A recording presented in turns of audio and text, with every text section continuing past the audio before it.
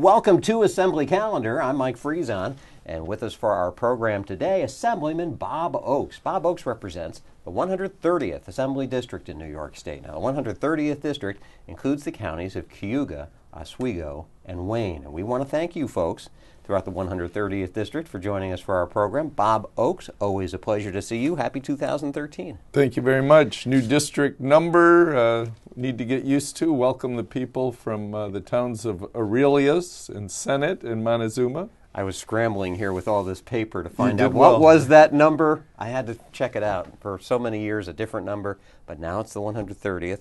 And the redistricting process important for the state of New York. It takes a look at the census figures from 2010 and reapportions the state's population evenly because the population is rather fluid in the state and it tends to shift. And so the assembly districts and the Senate districts, the congressional districts all get redrawn every 10 years and changed.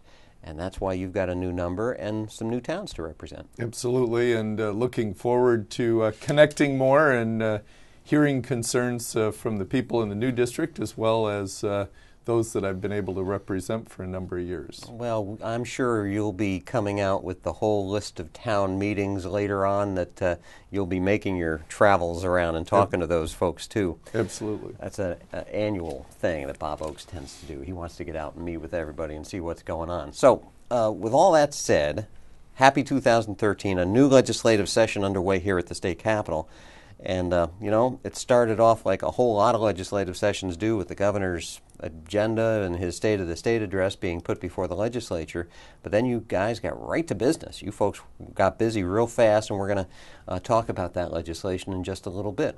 Why don't we start, though, by taking a look and a listen to some of what was said at State of the State Day. We'll hear a little bit from the governor, get some legislative reaction, and then we will talk about those agendas with Bob Oaks. The national economy is better than it was, but it's not driving recovery at a fast enough pace. Our mantle as the progressive capital is a continuing responsibility. It doesn't end.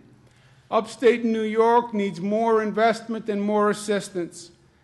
Our children are not being educated to the fullest. Women are not treated equally and fairly by this society. And Mother Nature has not been kind to us. I think a couple of the themes that I think I totally support with the governor, economic development, jobs, trying to revitalize upstate New York. It was very refreshing to hear. Certainly calling on Congress to quit twiddling their thumbs and get the needed aid as a result of Hurricane Sandy. So there were a lot of thematic ideas that the governor championed, but also there's going to have to be a lot of discussion about the specifics and details. I was adding up some of the numbers he was bringing out. It's going to be very challenging, I think, to be able to look at New York being able to fund all the initiatives the governor's talking about. So I think there are a number of things that are going to be discussed. I was excited to hear him talk about trying to deal with unemployment insurance and workers' comp costs to businesses. Those are things that can drive away jobs in New York State. You know, he's worked at the regional level for economic development. Let's hope that that continues to be a success. But as far as this being something we can work from, I think it's wait and see now. What does the governor do with the budget, and how do we go forward this year? And, of course, we're going to be talking a lot about the budget on this program in just a couple minutes. Bob Oaks, the ranking Republican member on the Assembly's Ways and Means Committee, so he leads a good chunk of the budget discussions that take place here legislatively about the budget process. It sounds like there was a lot of discussion and concern from both the executive and the legislative about the economy, about developing that economy in New York, trying to turn things around from what they've been the past few years and create more jobs. I mean, that's been the touchstone, but it seems to be kind of evasive from the grasp of the state's legislators and officials. Well, it is, and just a quick note, Jim Hoffman, chairman of the Wayne County Board of Supervisors, and Gary Orbaker of the town of Williamson were able to join me that day for the State of the State. As people from around the state come together, listen to the governor and talk some through that. But I think when you talked about the economy, it is elusive. You know, the Rochester area, greater Rochester area economy had been leading the state and kind of gearing up faster, I think, coming out of the recession.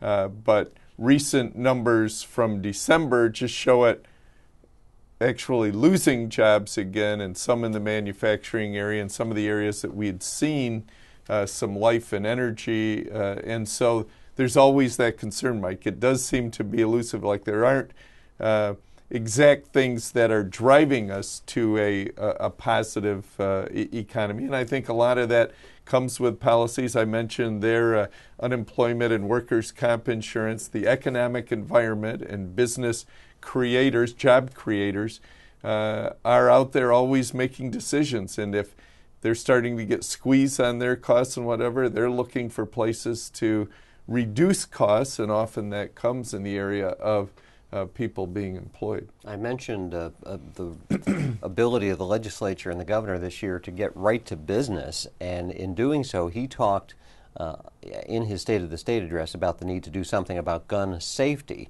It's not uncommon for a governor to lay out different types of programs and concerns he has during that speech, but this governor took that idea, drafted a piece of legislation as quickly as anyone can, got it before the legislature. It has been voted on and already signed into law. You don't see that kind of rush to activity too often here at the state capitol. Well, and you mentioned that rush. I think the governor was in a hurry to be the first state to have some response to some of the violence that we've had in society. Interestingly, though, I think, and frustratingly on my side, I think the fact that the way the governor did it, public policy is meant, in my estimation, to have input, give and take, and what you come up with is something that's best for the people of the state. And how that happens,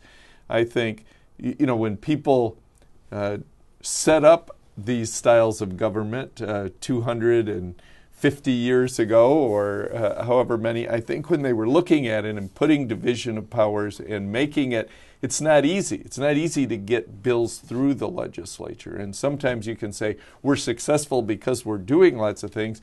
You can also say we're failing because we don't have a process, especially when we dealt with this recent gun bill, which ended up having a lot of input from different sources, public discourse, let people talk about it, and then after you get all that input, come together and try to figure out what's best for the state of New York. And a number of the things related to that, I know the sheriffs of the state were here last week talking about how that's going to impact their counties. I've heard from numerous people throughout my district frustrated with the process, but also, is this going to be something that makes our society safer? If that's what we're about, government has some responsibility in that area. Big questions on this. Some of this gun bill, actually, it was more about changing the description of something. We already had an assault weapons ban in New York State. Now we've changed what we call an assault weapon, and we're then banning some of those things. Is that ultimately going to make the people of New York safer? And I think that's the question that really wasn't answered in this process. It was asked and answered if having had this bill in place would have changed any of those instances of gun violence in Connecticut or in Webster, New York, or out in Colorado. And the answer, frankly, from the bill's own sponsor in the Assembly was no. Actually, this bill wouldn't really have changed or prevented that sort of thing from happening. Absolutely. And one of the people in frustration stood up and said, but with this violence, we have to do something. And when you turn that and then talk to the people who say, yes, what we're going to do is probably not have a large impact on illegal violence, illegal use of guns and possession of guns. What we're going to do is create some substantial restrictions on law-abiding people who weren't going to be involved in those activities in the first place. It is interesting because you and I have sat here many times and talked about frustration with the slowness of the legislative process, and now we're sitting here talking about the frustration of the quickness of part of the legislative process. It seems like we need to find a happy medium here, a middle ground that we can all be good with. Let's now talk about the budget. talking about a process that's for many years was considered slow and slogging behind the rest of the world. Year after year of late state budgets. The past couple of years, though, the budgets have been on time. And this new budget debate for 2013 is underway. The governor gave some ideas of what he wants to accomplish in the state of the state. And a couple years later, he gives his budget proposal to the legislature. Legislative hearings are already underway to see what this budget really looks like and what kind of impact it'll have on New York. And you're helping lead the way, as I said earlier, as the ranking Republican member of the Assembly Ways and Means Committee. What can you tell us and the people that you represent about this year's debate? Good budget from the governor, or what do you say? Well, I think the governor overall, it's $136+ billion is his proposal. And just quickly, Mike, the governor proposes the budget. Now the legislature will discuss it, and hopefully it will bring us to, by April 1st, a completed budget. He kept overall spending within an increase of a couple of %, which is where some of the target areas we were looking at in doing that, to stay within at least a responsible area.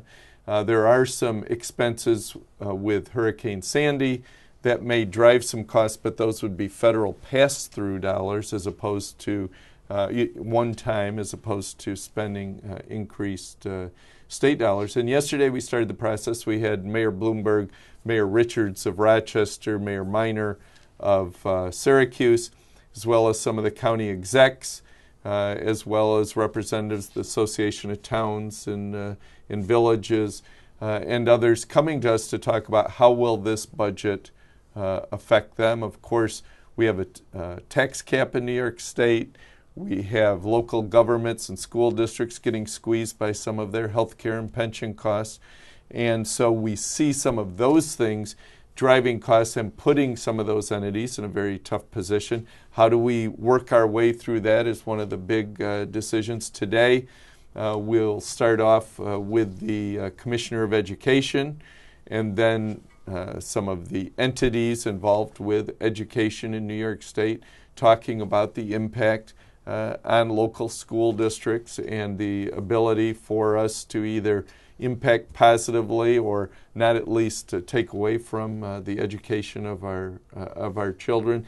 That's all a process that will continue on for the next 3 weeks, actually, talking to numerous different groups about other parts of the budget, coming together to see if we can put together a responsible budget in response to the governor's proposal that he put out a week or so ago. And this process this year has a little bit of an extra added flair to it because Easter comes early this year, as does the Passover holiday, and that last month of March is taken up with both those holidays, and that is the traditional crunch month, crunch week of the last month of the state fiscal year.